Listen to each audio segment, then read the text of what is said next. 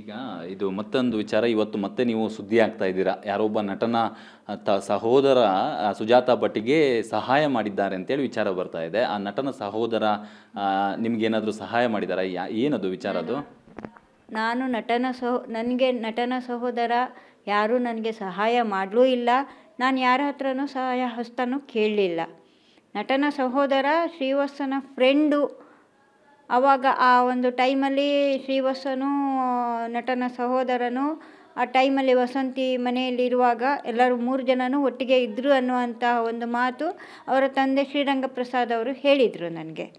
ಹೀಗೀಗಾಗಿದೆ ಅಂತ ಒಂದು ವಿಚಾರ ಹೇಳಿದರು. ಆವತ್ತು ರಾತ್ರಿ ಮನೆಗೆ ಬಂದು ಮನೆಯಲ್ಲಿ ಕೇಸ್ ಆದವಾಗ ಅವರು ಹುಡುಕ್ತಾರೆ, ಪೊಲೀಸ್ನವರು ಇನ್ನು ಇದು ಮಾಡ್ತಾರೆ ಅನ್ನೋ ಒಂದು ಭಯದಿಂದ ಅವರನ್ನು ಈ ಕಡೆಗೆ ಕಳಿಸಿದ್ರು. ಅವರಿಗೆಲ್ಲೂ ಜಾಗ ಸಿಗಲಿಲ್ಲ. ಕೊನೆಗೆ ನನ್ನ ಮನೆಗೆ ರಾತ್ರಿ ಬಂದಿದ್ದರು. ಆ ಟೈಮಲ್ಲಿ ನನಗೆಲ್ಲ ವಿಚಾರನೂ ಹೀಗೀಗಾಗಿದೆ ಅಂತ ಹೇಳಿದರು. ಆ ಕಾರಣದಿಂದ ನಾನು ಎಸ್ ಐ ಟಿ ನನ್ನನ್ನು ಇಂಟ್ರಾಗೇಟ್ ಮಾಡಿದವಾಗ ಅದೊಂದು ಫೋಟೋ ತೋರಿಸಿದ್ದೆ. ಆವಾಗ ಯಾಕೆ ಇದನ್ನು ತೋರಿಸಿದ್ರಿ ಅಂತ ಹೇಳಿದರೆ ಮಾಧ್ಯಮದವರು ನನಗೆ ತುಂಬ ಇದು ಮಾಡ್ತಾಯಿದ್ರು. ಹಾಗಾಗಿ ಈ ಫೋಟೋ ತೋರಿಸಿದೆ. ಆಮೇಲೆ ಇದರಲ್ಲೂ ಇನ್ನೂ ಒಂದು ಕನ್ಕ್ಲೂಷನ್ ಇದೆ ನನಗೆ. ಇವಳು ಬದುಕಿದ್ದಾಳೆ ಅನ್ನುವಂಥ ಒಂದು ಅನುಮಾನ ನನ್ನಲ್ಲಿ ಕಾಡ್ತಾ ಇದೆ. ಹಾಗಾಗಿ ನಾನು ಎಸ್ ಐ ಟಿಯ ಮುಂದೆ ಹೇಳಿದ್ದೆ. ಹಾಗಾಗಿ ನಟನ ಸಹೋದರನಿಗೂ ನನಗೆ ಯಾವುದೇ ಲಿಂಕ್ ಇಲ್ಲ. ಆಮೇಲೆ ವಿಜಯ್ಗೂ ನನಗೂ ಯಾವುದೇ ಲಿಂಕ್ ಇಲ್ಲ.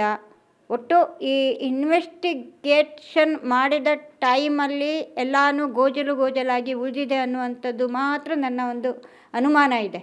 ಹಾಗಾಗಿ ನಾನು ಎಸ್ ಐ ಟಿಯಲ್ಲಿ ಹೇಳಿದ್ದೆ. ಹಾಗಾಗಿ ಅದನ್ನು ಎಂಕ್ವೈರಿ ಮಾಡ್ತಾರೆ. ಅವರಿಗೆ ಬಿಟ್ಟಿದ್ದೀನಿ. ಸತ್ಯಾಸತ್ಯತೆ ಹೊರಗಡೆ ಬರಬೇಕು ಅಷ್ಟೇ. ಯಾಕೆಂದರೆ ಆ ತಂದೆ ಆ ಶ್ರೀವತ್ಸ ಅನ್ನುವಂಥ ಹುಡುಗನು ತುಂಬ ನೊಂದಿದ್ದಾನೆ. ಅವನು ಕಾಯಿಲೆಯ ಮನುಷ್ಯ ಆಗಿದ್ದ. ಹಾಗಾಗಿ ಅವನಿಗೆ ನಾವು ಒಂದು ಬದುಕಿದ್ರೆ ಅವನಿಗೆ ಅವನ ಆತ್ಮಕ್ಕೂ ಒಂದು ಇದು ಕೊಡಬೇಕು ಅನ್ನುವಂಥ ಒಂದು ಒಳ್ಳೆಯ ನಿರ್ಧಾರ ನನ್ನಲ್ಲಿದೆ. ಸತ್ಯ ಹೊರಗಡೆ ಬರಬೇಕನ್ನುವಂಥದ್ದೇ ನನ್ನ ಹತ್ರ ಇರೋದು ಅಷ್ಟೇ. ಈಗ ವಸಂತಿ ಹಾಗಾದರೆ ನಟನ ಸಹೋದರನ ಜೊತೆಯಲ್ಲಿ ಇರ್ಬೋದು ಅನ್ನೋ ಅನುಮಾನ ಇದೆ, ಮತ್ತು ವಸಂತಿ ಇನ್ನೂ ಕೂಡ ಬದುಕಿದ್ದಾಳೆ ಅನ್ನುವಂಥದ್ದು ನಿಮ್ಮ ಸ್ಟ್ರಾಂಗ್ ಬಿಲೀವು? ನನಗೆ ಸ್ಟ್ರಾಂಗ್ ಬಿಲೀವ್ ಇರೋದೇ ಅದು. ಅವಳು ಬದುಕಿದ್ದಾಳೆ ಅನ್ನುವಂಥದ್ದೇ ಸ್ಟ್ರಾಂಗ್ ಬಿಲೀವ್ ಇದೆ ನನಗೆ. ನಟನ ಸಹೋದರನ ಜೊತೆನೇ ಇರಬಹುದು.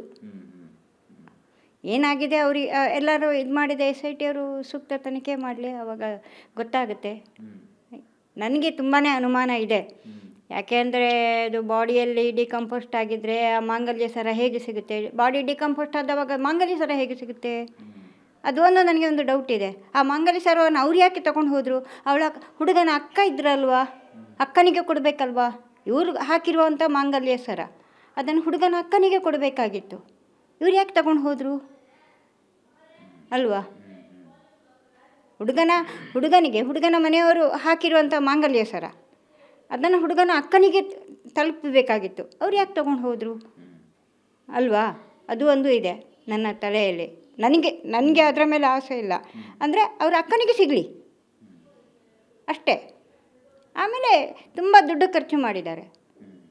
ಅಂದರೆ ಇದಕ್ಕೊಂದು ಅವಳು ಬದುಕಿದ್ದಾಳೆ ಅನ್ನುವಂಥದ್ದು ನನಗೆ 99% ನನ್ನ ಒಂದು ತಲೆಯಲ್ಲಿದೆ. ಅದು ಯಾವುದೋ ಒಂದು ಇದರಲ್ಲಿ ನಾನು ಇದು ಮಾಡ್ಕೊಂಡಿದ್ದೀನಿ. ಬಟ್ ಅವಳು ಬದುಕಿದ್ದಾಳೆ ಅಷ್ಟೊಂದು ನಾನು ಹೇಳ್ಬೋದು. ಇದರಲ್ಲಿ ಏನೋ ಒಂದು ಅನುಮಾನ ಅಂತೂ ಗ್ಯಾರಂಟಿ ಇದೆ. ನೋಡೋಣ ಎಸ್ ಐ ಟಿ ಅವರು ಏನು ಇದು ಮಾಡ್ತಾರೆ.